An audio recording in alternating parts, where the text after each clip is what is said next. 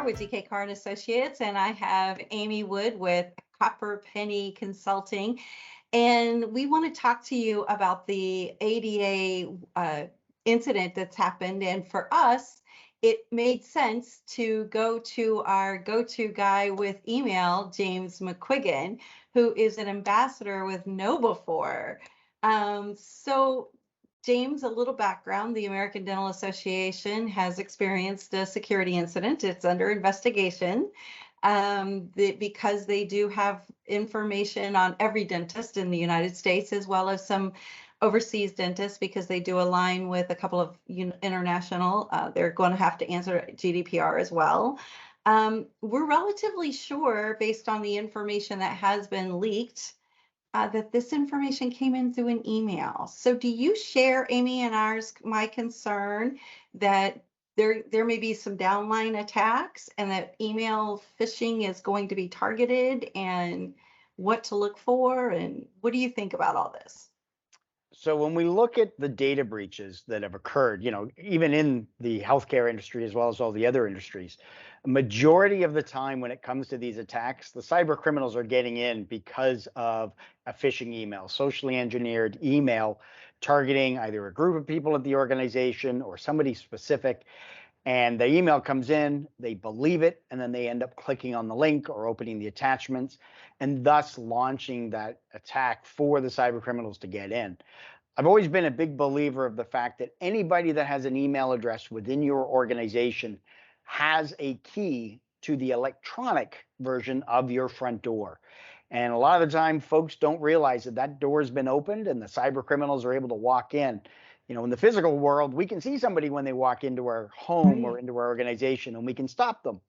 But a lot of the time, it's very difficult for organizations to be able to spot that there's a cyber criminal inside their organization, stealing data, collecting up information, and that information could be intellectual property, could be customer information, could be patient records, could be employee information, or in this case that's being experienced, all the dental practices and their information, because now they are going to be targets. And cyber criminals love to take that and then go off and sell it or use it themselves, and essentially will now target them. And they'll be crafty with it because they'll say, look, they'll make the email appear to come from like the ADA or some other organization to say, hey, we know that the ADA experienced an outage. We're willing to offer you monitoring or protection for your practice. Click on the link for free security training. Something that is going to generate some sort of curiosity or something on a financial aspect to get them to click on the link and then target them because of that. And again, now they'll be opening up their front door. So yeah, email is the continuing way that cyber criminals love to gain access into organizations, because people aren't trained, they're not educated well enough, and they're not aware that they can be targeted for when cyber criminals want to gain access into organizations.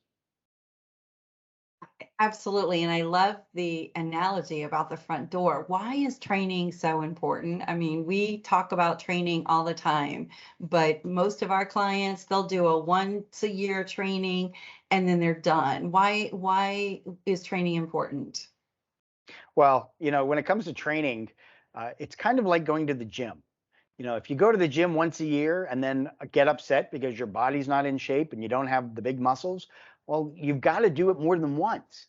And training, awareness, education, it's not just a one-time thing. It has to be continual. You have to be frequently doing it. And it can be done in different ways. You can do it for, have that computer-based training. You could have posters, newsletters, have little lunch and learns. You can have something in your department meeting or weekly meeting where somebody talks about a security factor information. They have to go research it. There's a lot of different ways that you can introduce it, but you need to be doing it more than once a year, because if you're doing it once a year, that's just compliance. And compliance isn't security, and you want to be doing it more. Within the medical field, there is such a strong culture on health and safety surrounding infections. When people come into your offices, they're wearing gloves, they got the masks, they got the face shields, because they don't want to pass along any infections. I mean, with what we've experienced with COVID, and in that aspect of it, people are taking the measures to make sure they're not transmitting any disease or any other infections into people. Constantly have all the different tools are always cleaned. and it's a fresh set for everybody. There's that culture of safety and reducing infections. That has to be the same with cybersecurity. We have to have a culture of being aware, understanding what phishing is, being able to spot those, and being able to take the necessary actions to be able to protect your organization. So that same health and safety has to be applied on a cybersecurity, doing it every day, every single time, and trying to change those old or bad habits to make them make your organization that much more secure. Yeah, Love that. absolutely. Yeah. As the germaphobe on the call today, I love that. and definitely the end users, they don't want to be the infection vector for an office. Right. And we need to have policies and procedures in place to have that clearly conveyed to everyone in the office. And I think a lot of practices don't. Right. And it goes beyond, you can have your policies and procedures, which is great because you need those because that's what operates your business. But a lot of the times you run into the issue where people are aware, but they just don't care. And that, again, that's kind of that habit, that issue. Case in point, you're driving down the road and the speed limit says 70 miles an hour, but you're doing 80 because you got to be somewhere. You know that the speed limit's 70 and you're just taking that risk that you don't get pulled over by the police officer. But you still take that risk. And that's what a lot of people do. They know they're supposed to check the links and check their emails, but they're trying to get through their inbox at the end of the day. They're rushing through it. They're trying to see what's important because of that either perception of, hey, you got to have an empty mailbox to have that accomplishment or to be productive throughout the day. But it's important that folks take the necessary time, that extra step to go through and check it. Are you expecting the email? Do you know the person? Are they asking you to do something in a hurried manner or something that you're unsure about? If you're answering yes on any of those, then you want to take the time to kind of go through and verify that, okay, is this legitimate? Is it somebody I can verify with? Hey, did you mean to send this to me? If it's coming from an outside party, certainly you got to check the links, verify. There's that trust aspect that we have as humans, but there is also the notion of trust and verify before taking the action and taking those steps. Great information. We teach to look for where the email comes from, and to right click if in doubt. Is there anything else in the email that we can look for that might be? So a lot of the times, and especially if you're looking at it on your phone, you're going to see that it might come from John Smith at at Acme Company, for example. Cyber criminals can spoof who it's coming from. They can have a different email address behind it, but they could put the CEO or somebody of the ADA organization and make it appear that it's coming from them. So you want to make sure you're checking the email address, who it's really coming from as well. Definitely checking the links, whether you're right clicking, whether you're hovering, but verify the link. Make sure you know who it's actually coming from, and essentially going through, is there an attachment? Do they want you to open up a particular attachment and then launch, to enable macros, which we know is not a good thing. Microsoft's now working to, if it's coming from an outside source, that macros are automatically disabled.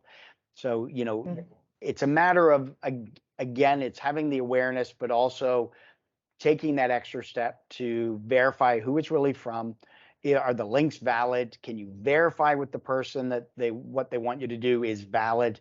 And even sometimes taking those couple extra seconds can save hours, weeks of heartache and issue because you've been breached because you clicked on that email. So James, I just wanted to throw in there that I really look at what KnowBe4 provides as creating muscle memory. And I think that's so important, especially with disaster preparedness.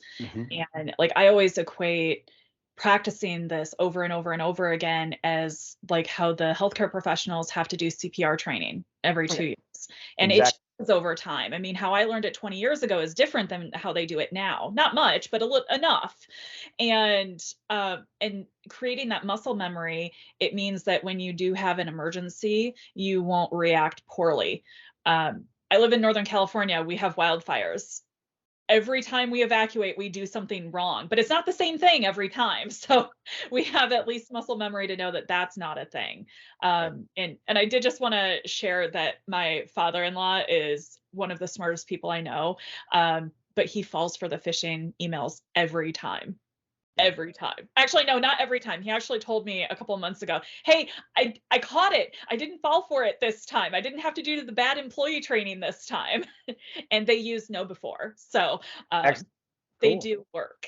Well, CEOs, doctors, lawyers, nurses, they all fall for it. We're all victim to it. I was a couple months ago. I was waiting on a customer. We were on a Zoom call, and I have my email closed, but on my phone it popped up with a preview that said you've got somebody connected on your Zoom, and I'm like, but I'm already connected. What the heck? Are you telling me? Are you kidding me? They got connected to the wrong Zoom call? No, no, no, no. So I go into bring up my email, and there it is. There's that email right at the top, and it's the link. Click here to connect to the meeting. I'm like, okay, well, let's see which one they're in, and I click on the link, and up pops the KnowBe4 login box. And You fell for your own. the bead of cold sweat going down my back, and I'm sitting there going, no, no, no, no, no. I'm in denial. There's no way that they got me with this. So I go back and I hover over the link, and sure enough, it was one of our assessment emails. So then there's the frustration. Oh my God, I can't believe I fell for it. I'm angry about it. And then 2 minutes later, I get the email from our training folks that say, congratulations, you get to have your refresher training because you fell for this phishing link. And another one of our own advocates, she was in an Uber and got an email from Uber about her account, and she clicked on that link, and it was an internal phishing link. Oh, dear. Both of these scenarios involved us being rushed, being frazzled, and going, oh my God, I can't believe I got this, and clicking on the link because we rushed through it. And when it comes to these emails, you've got to take the time, because you think you're like, oh no, I'm not going to have anybody fall for it. I did a presentation earlier today. There's about 30 people. All 30 of them told me they've never fallen for a phishing attack. So I turned to them. I said, great. If you haven't fallen for it, you will, which kind of freaked them out. But you're going to fall for a phishing email. Unfortunately, it's kind of like the likelihood of you're probably going to get a speeding ticket sometime in your life. If you haven't, well, then good on you for not getting a speeding ticket. But that likelihood is there that you could fall for phishing, because the cyber criminals are getting smarter. They're evolving their emails. They're going to make it so that you're going to hover over a link, and programmatically it's going to hide it, or it's going to be a different link. So it's a matter of taking the time and going through and checking that email. Check who it's from. Check the links. Don't rush, because that is the front door. And at KnowBe4, we are phished at least twice a week. I know I get several a week. We have a reporting capability, because that's important as well. Your users that get a phishing email, they're being assessed, they need a way to communicate it back to go, hey, I spotted this, and then even then when the real one comes in and you can report it in, then your IT team folks or your MSP or whoever is taking care of you can then take the necessary steps to remove that email, help protect the organization that much more, because you help defend the organization by spotting that phishing email. Can you give a brief description of what KnowBe4 is for those who do not know what KnowBe4 is? So KnowBe4 is a security awareness training company. We also do phishing assessments and have a variety of phishing tools to help your organization manage the attacks of social engineering. And we do that by helping employees, helping users, helping people make smarter security decisions every day. So through the training, through the assessments, we want people to become more aware, have the ability to communicate. Some of the tools that we've got with KnowBe4, if your users are reporting in a particular email that's phishing and you can verify, your IT, your experts are going to verify that, we have tools that allow it to be ripped out of everybody's inbox, so that way somebody else either doesn't hear about it or falls for it. That risk is removed and helps the organization, so that way nobody else will end up clicking on that link. So yeah, essentially it's all about getting the awareness out there. When it comes to recognition within the industry, we're at the top, recognized by Forrester Wave. So yeah, the other thing is having that strong security culture. That's where we are right now. People are having security awareness training, whether you're doing it once a year, a couple times a year. That's great. But what you really need and what we're advocating for is that security culture, having people keep security top of mind. Yes, you want to have those secure behaviors in the training, but we want that security culture to be a part of everybody's lives on a regular basis, not just, oh, look, I got to do training. Okay. And they can do it. Yeah, and I mean, I know I teach, and Amy, I'm pretty confident you teach security culture. So I tell the people that I'm teaching, I'm more worried about what you're doing at home, because my philosophy is if you're doing it at home, you're more apt to do it in the workplace versus workplace, you're going to not do it at home. And so I try to get them to let's look at what you do in your personal life to move over to your business life. Yep. There's a lot more information. One last thing I want to ask, am I correct that most of, and as you know, she just wants to be right. So just say right. yes.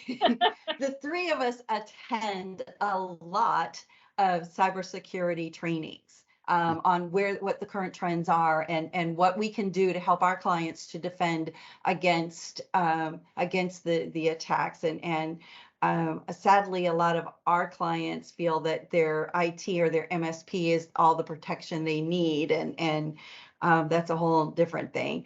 But is email still the #1 vector used to infiltrate or infect networks? So when we look at the Verizon data breach investigation report, year after year after year, social engineering is the way that cyber criminals, the top way that they're getting in. And when they want to socially engineer people, they can do it through a variety of ways. They can do it by phone calls, call you on the phone, leave you voicemail messages, get you to take action that way. The other way is through email. They're either going to be a targeted specific email, or it's going to be a general email going out to people. Other times it could be through websites. But a lot of the time we do see when they're going after a specific organization or group, they're sending out a flood of emails. And then once they gain access into that organization, then they get a report back. Essentially, they get, hey, we've the phishing email people have clicked on. We've now infiltrated this domain, this website, this organization. And then they start going through and getting back into that organization and start looking around for data. And the problem is that a lot of organizations don't realize a cyber criminal gets in, they're going to sit there. Their dwell time for them, 60, 80, 100 days, 200 days, it's until you spot them or until they've gotten everything they need. So if they get inside your practice, they're going to be looking for patient records. They're going to be looking for anything that they can then take out of your organization, exfiltrate it out, and either hold it for ransom against you and make it unavailable by hitting you with ransomware, or they're going to go after your patients, they're going to go after your employees. And if they go after your patients and say, hey, look, we just infiltrated Dr. Smith's practice, we were able to steal all this information about you. We've got x-ray information, we've got your medical records. If you pay us $300 or $500, we'll delete that for you. And then it's up to that person. So now that practice, its reputation is damaged as not being secure. They've let go all of that information about that patient or patients, which I have to imagine somewhere there's a HIPAA violation. And now you've lost the trust from your patients. Right. So you build up all that time and effort building the trust, and all it takes is one time, and you could lose that trust, and they're gone. And then suddenly, while you might not have thought about training, or you might not have thought, oh, we don't have to worry about cybersecurity, that is what has brought you down through that one unfortunate event, and it's completely out of your control. And then you end up having to shut down business, unfortunately. Exactly.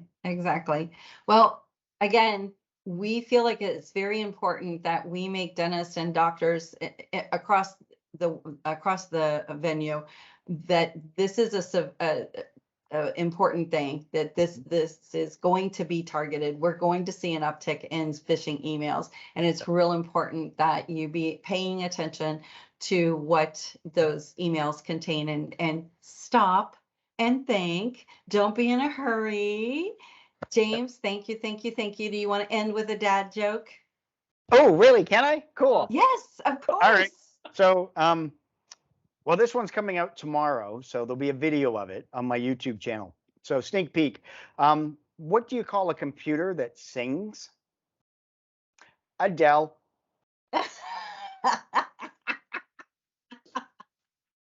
Thank you.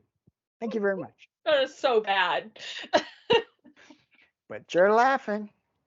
A little bit, mostly because of how you said it.